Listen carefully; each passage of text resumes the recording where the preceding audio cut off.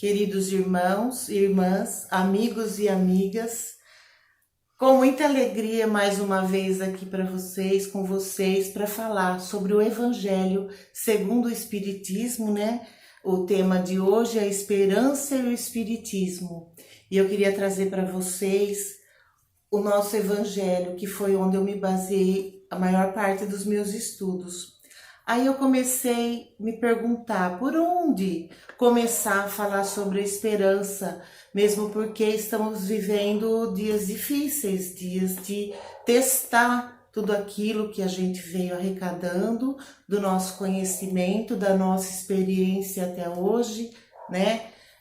Hoje dá para perceber por que toda essa caminhada, essa nossa jornada dentro do Espiritismo, o quanto ela nos preparou para vivenciar esse momento de crise, né? Porque estamos vivendo uma crise, muitas pessoas estão se sentindo incomodadas com o que está acontecendo, algumas com pouca esperança, com tristeza, preocupação, e isso não é legal. Ninguém gosta de se sentir assim, sem ter coisas palpáveis, certezas, convicções para seguir.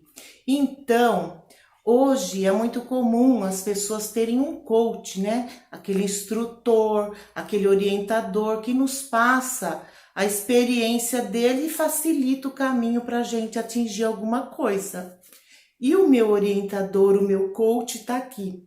Esse é meu GPS, é o meu guia. Toda vez que eu sinto que a vibração baixa, que eu estou sentindo alguma angústia, alguma tristeza, algum pensamento que me tira a paz, eu me apego no Evangelho.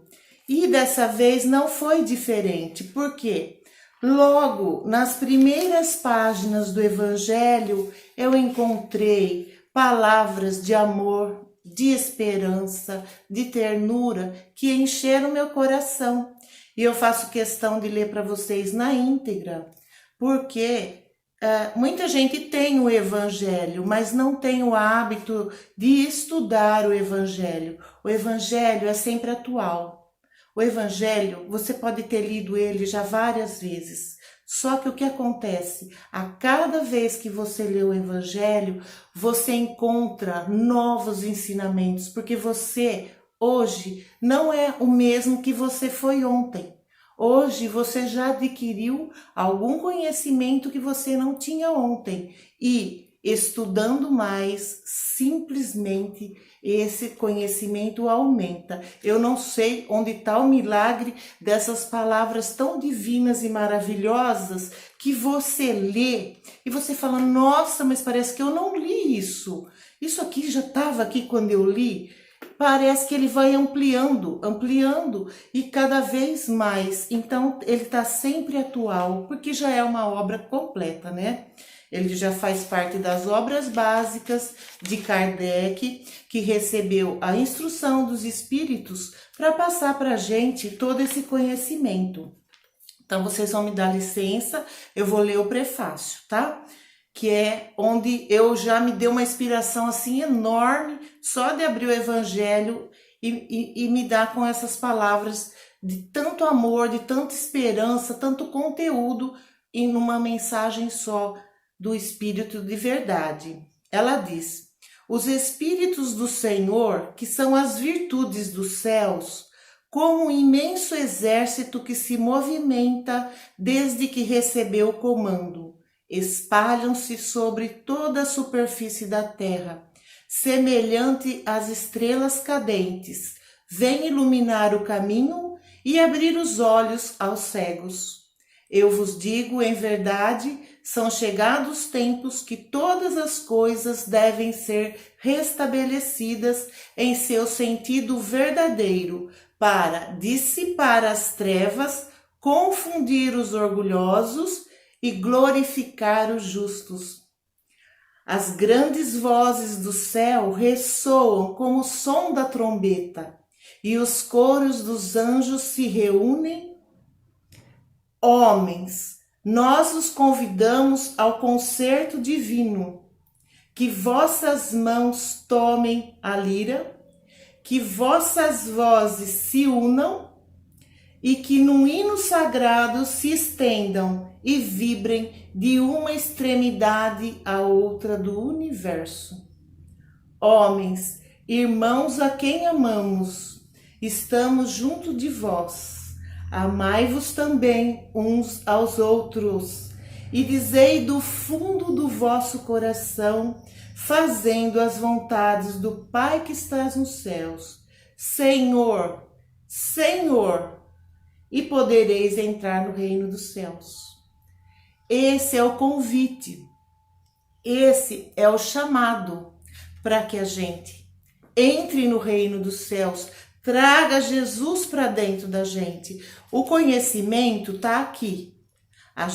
Nós fomos adquirindo esse conhecimento e agora nós estamos sendo convocados para formar um exército de Cristo aqui na Terra.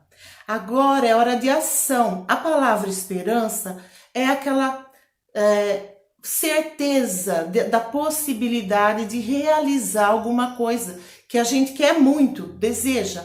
Então você tem esperança e eu tenho esperança que nós vamos formar aqui na Terra esse exército. Somos nós mesmos que vamos nos defender juntos em nome de um só Deus, de um só Jesus que vem ao nosso encontro e fala: vamos, eu te preparei até agora, mas eu quero que você vá comigo, vamos junto, vamos encarar essa guerra, essa dificuldade e vai passar. Essa crise vai passar, essa dificuldade vai passar. Se você está sentindo tristeza, solidão, angústia, abandona tudo isso. Agora não é motivo mais de ficar se apegando às coisas pequenas. Agora é a hora de trabalhar, colocar tudo aquilo que a gente aprendeu em ação. Esperança faz parte das 3 virtudes teologais, né? A fé, a esperança e a caridade. Então é hora de trabalhar as 3. Só que hoje eu tô falando sobre a esperança. Mas perguntado se a fé e a esperança eram a mesma coisa, a resposta que nos veio dos espíritos é que uma é irmã dileta da outra. E irmã, gente, o que a gente entende por irmão? É um membro da mesma família. Logo, temos o mesmo pai, temos a mesma mãe, o mesmo Criador. Então, trabalhar a fé, a esperança, a caridade, se reconectando com a luz, reconectando, né, com a luz divina, trazendo essa luz para dentro da nossa vida, do nosso trabalho. Estamos tendo uma época de enfrentamento, de ter que trabalhar e enfrentar as coisas, enfrentar a verdade, enfrentar o momento atual que estamos vivendo. Mas há quanto tempo a gente já vinha falando? Planeta Terra não vai ficar assim. A natureza não dá saltos, mas ela também não pode ficar estacionada. A natureza já faz parte da evolução do planeta Terra que aconteça esses fenômenos. Isso tudo já está previsto, porque como muito se diz, nenhuma folha sequer cai da árvore sem o conhecimento de Deus. Deus está acima de tudo, no controle de tudo. Se tudo isso está acontecendo, essas dificuldades dos momentos atuais pelas quais estamos passando, é porque ela faz parte do nosso crescimento. Através dessas passagens, dessas dificuldades, nós vamos desenvolvendo virtudes. O mundo nunca teve tão caridoso. Eu não sei onde estavam todas essas toneladas de alimento que agora está surgindo de doação, porque até então essas toneladas estavam em algum lugar e já poderiam estar sendo doadas mesmo sem ter toda essa comoção nacional, mundial, não é mesmo? Agora, isso tudo mobilizou o coração das pessoas, mexeu com elas para entender que nós somos todos um. Não adianta você querer ser egoísta, ser orgulhoso e querer guardar o conhecimento para você ou não querer compartilhá-lo. O conhecimento também são toneladas de sentimentos, de coisas boas que podemos transmitir para as pessoas. Muita gente fala, eu não posso doar 1 quilo de alimento.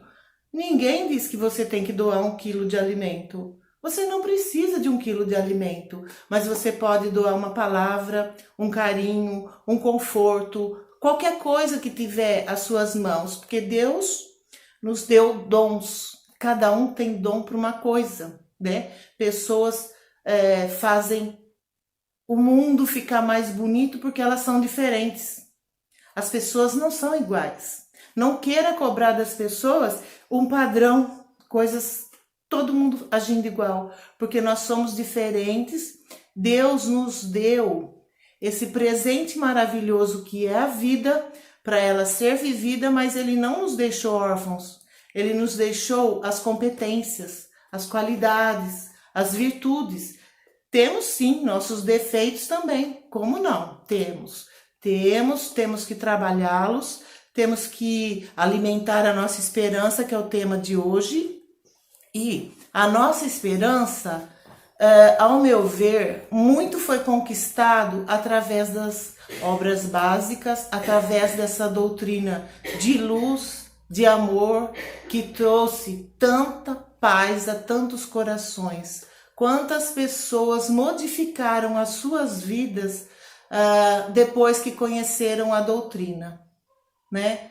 Não falando dessa ou daquela religião, cada um tem a liberdade para fazer suas escolhas. Mas no meu caso, a doutrina espírita preencheu vazios, ela me tirou dúvidas, acrescentou muito na minha vida, e eu também pude acrescentar na vida de muitas pessoas, porque como eu consegui, através da doutrina, me melhorar como pessoa, eu percebi em algumas pessoas que o que faltava nela era o conhecimento, era a doutrina, era desenvolver as competências que a pessoa tem e às vezes ela não sabe. E nós, como mais velhos ou como mais experientes, cada um fala como quiser, temos a obrigação também de encaminhar os jovens, porque a idade chega, né, para todo mundo, isso é óbvio, né?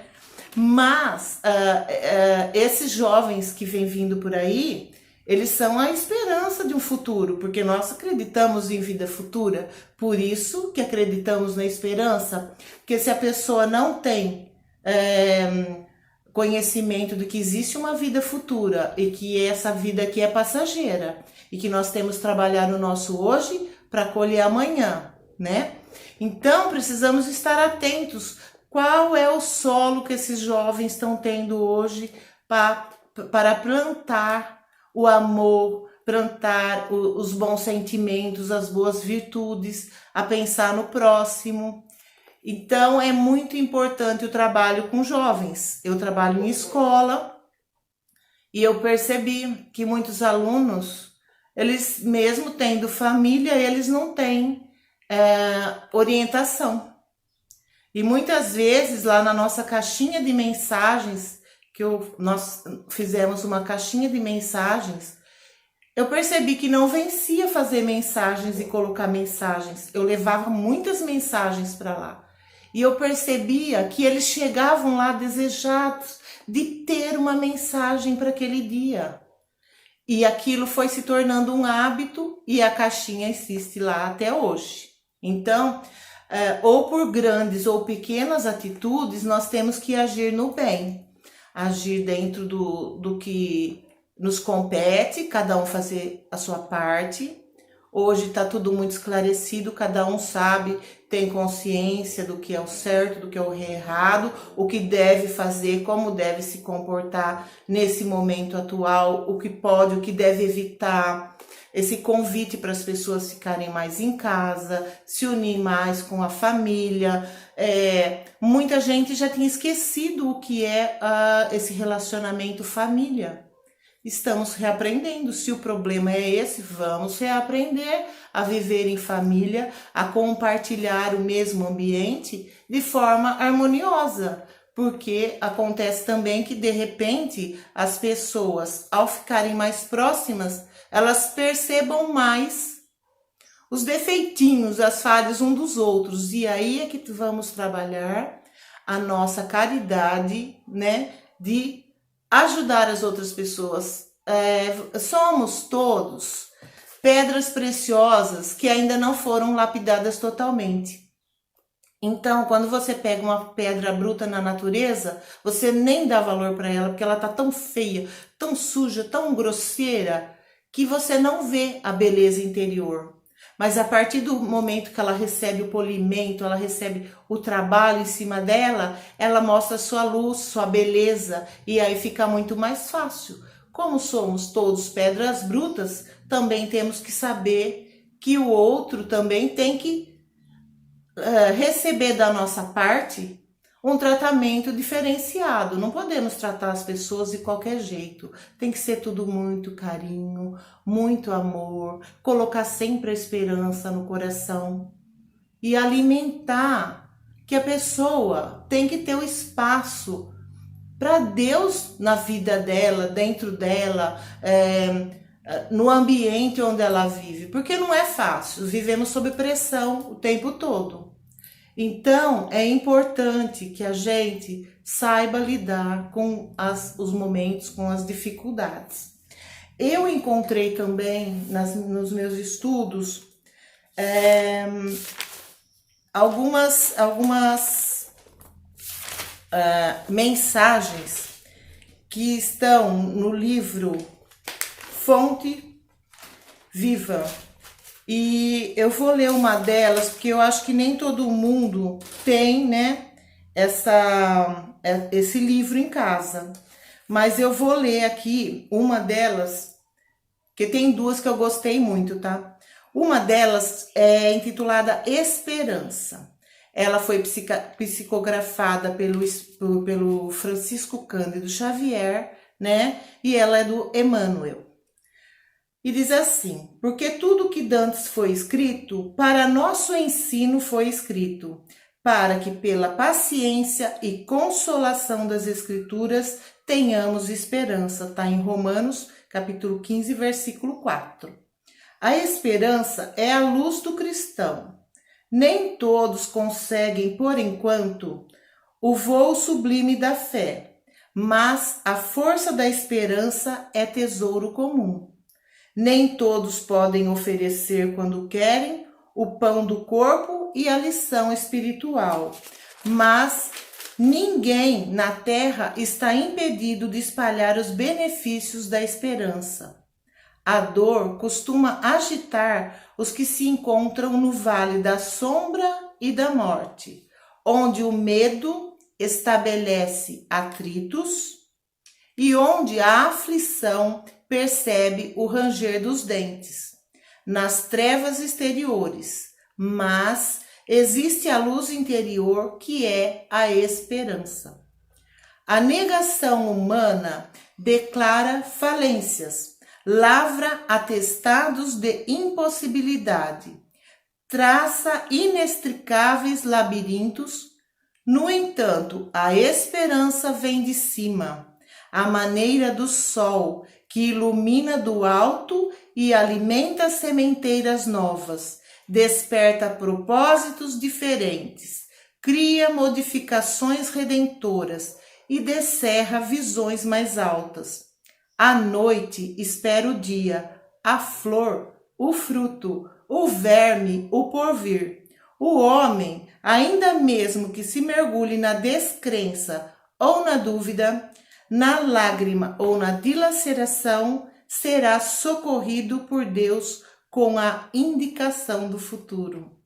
Jesus, na condição de mestre divino, sabe que os aprendizes nem sempre poderão acertar inteiramente, que os erros são próprios da escola evolutiva e por isso mesmo a esperança é um dos cânticos sublimes do seu evangelho de amor. Imensas têm sido até hoje as nossas quedas, mas a confiança do Cristo é sempre maior. Não nos percamos em lamentação. Todo momento é instante de ouvir aquele que pronunciou o vinde a mim. Levantemo-nos e prossigamos convictos que o Senhor nos ofereceu a luz da esperança, a fim de acendermos em nós mesmos a luz da santificação espiritual. Muito lindo, né? E vou deixar aqui para depois, quem quiser ler também em casa, no mesmo livro Vinha de Luz, a lição 58, que fala sobre crises. Tô até com vontade de lê-la agora.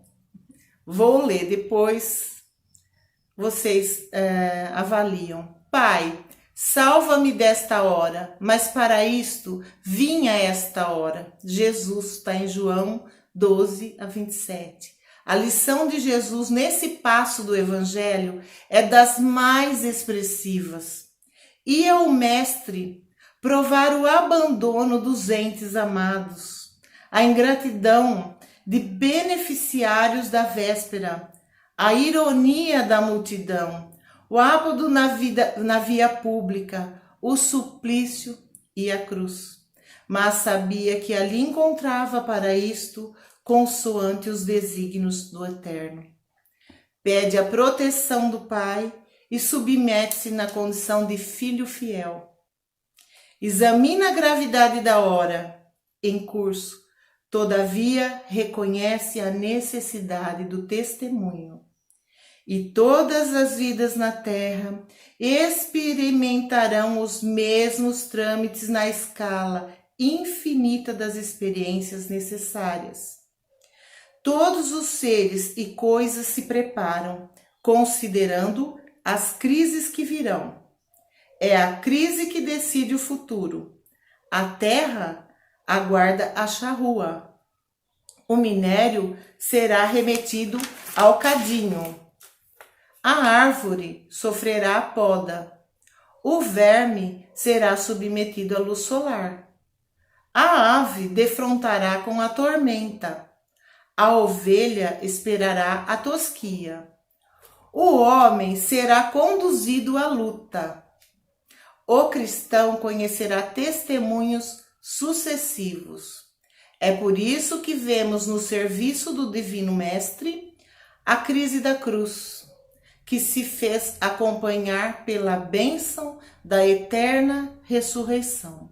Quando, pois, te encontrares em luta imensa, recorda que o Senhor te conduziu a semelhante posição de sacrifício, considerando a probabilidade de tua exaltação. E não te esqueça de que toda crise é fonte sublime de espírito renovador para os que sabem ter esperança. Olha a importância da esperança que Cristo nos deixa. E só para complementar, vamos imaginar o seguinte: o que acontece quando existe uma grande estiagem, né? Outono, cai todas as folhas, aí entra o inverno, aí ocorrem os incêndios, né?